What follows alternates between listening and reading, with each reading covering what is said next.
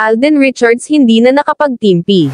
Matapos nga umamin ni Catherine Bernardo sa isang interview na nahuhulog na din ang loob niya para sa aktor na si Alden Richards ay nagsunod-sunod na ang mga komento at opinyon ng mga netizens lalo na ng mga Kathden fans.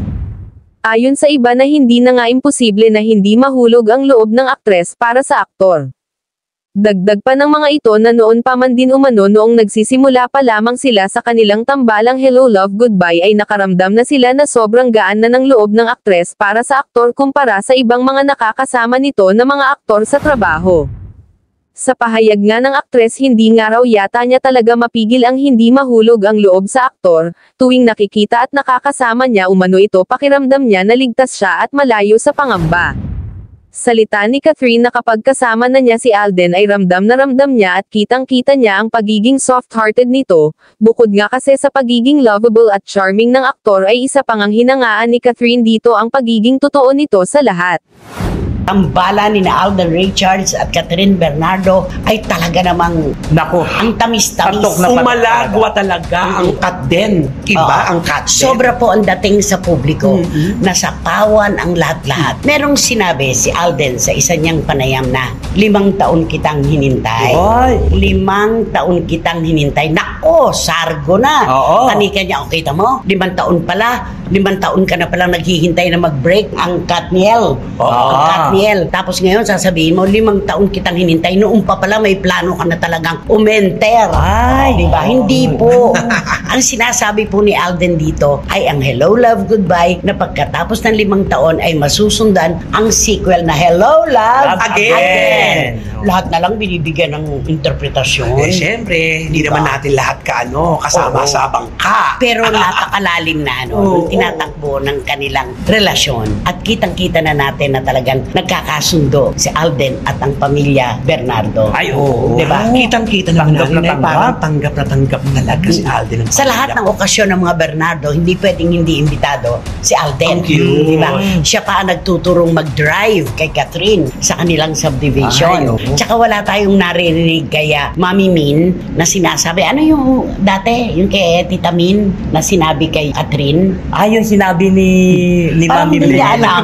Hindi yung Nagulat pa siya. Yung sinabi ni Mami Min kay Catherine na pagsabihan mo ang Catherine. boyfriend mo.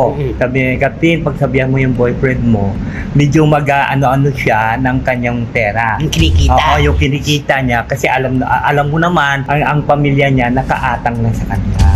Sa kanya umaasa. Oo. Turuan mo na mag-ipon at Mag-ipon, ingatan ang kinikita. Tama. Ngayon kay Alden, hindi po pwedeng sabihin ng kahit sino yan. Ay, hindi. Dahil si Alden Richards po, inuna po ang pagtataguyod ng mga negosyo. Ang mga kapatid niya ay kasama niya sa pagnenegosyo, pati ang daddy niya.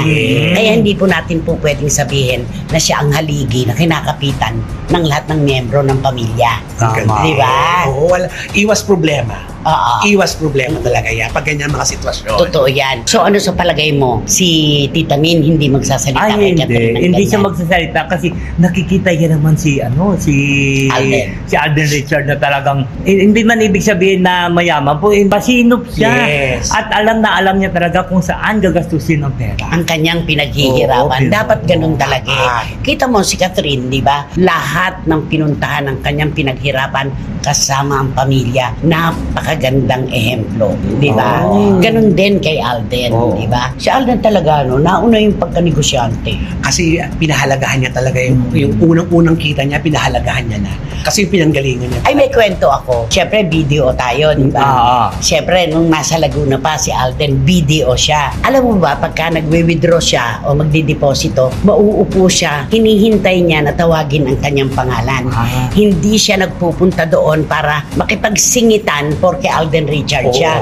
Magpapauna siya. Kaya puring-puri siya ng mga video staff. Dapat ganun. Bait talaga ito si Alden Kaya deserve niya talaga kung ano yung tinatamasa niya ngayon, pinaghirapan. At kapag may panahon, di ba, kahit yung kaibigan mo na may furniture store, dinadalaw niya. Hindi siya nagsusunog ng tulay. Napakaganda. Di ba?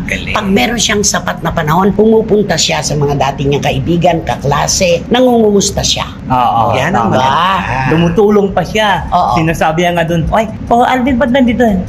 Tutulong muna ako dito magtitinda tayo ng furniture. Ganun siya. Kaya puring-puri siya talaga eh. Napakabait. Nako, hindi magkakamali si Catherine Bernardo kapag pinili niya talaga si Alden Richards. Ay, Ito na yun. Sana talaga. Sabi ni Alden, what you see is what you get. Kung ano nakikita natin, yun na yun. Ayun. Yun na yun. Kaya wag natin dautin. Oo, yun diba? na yun. Correct. Diba? Sabi niya, as much as possible, gusto ko po privado.